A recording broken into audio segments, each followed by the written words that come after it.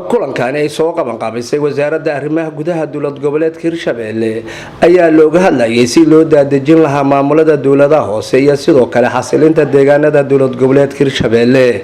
waxaana ka soo qayb galay mas'uuliin ka kala socota labada gole ee dowlad goboleedka Hirshabelle maamulka gobolka Shabeellaha Dhexe iyo degmooyinka deegaanada dowlad goboleedka Hirshabelle waxaana ugu horeyntii halkaas ka hadlay muhiimadda kulanka qaar kamid ah waxgaradkii ka soo qayb galay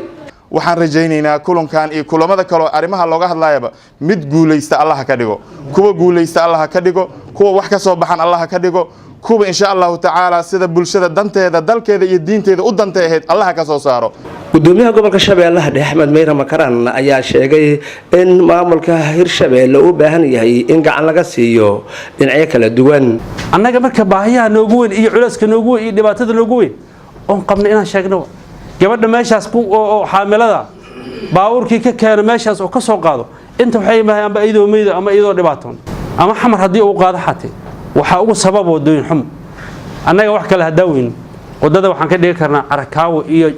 dhagaxan ku shuba karnaa haddaan ku shubano wadanadii foo baawurka mari kareen oo naqaysa laami Allahna gaarsiyo waa la gaari doonaa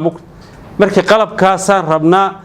aan u baahanahay baahida gobolka ka jirto gobolka kalena way ka jirtaa aad u mahadsantiin waxa ugu dambeyntii halkaas ka hadlay wasiirka arrimaha gudaha dowlad goboleedka Hirshabelle Maxamed Cali Caadle waxaan rabaa shaqo la qabtay waa la dadaalay xaqiiqatan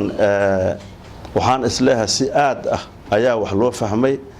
waxa uu loo diyaar garoobayo sidii aan maamulka isugu daadejin lahayn waaye xaqiiqatan arinta nabadoonku uu sheegay oo maartay baaqa baarlamaanka uu jeedinay aad iyo aad ayaan ugu mahad celinaa arin waxay ahaaday aad iyo aad xasaasi u ah loona baahan yahay waxaad ogtihiin barnaamij la dhihi jira wadajir bishii lixaad 10keedii war sheekh ku soo gabangabeynay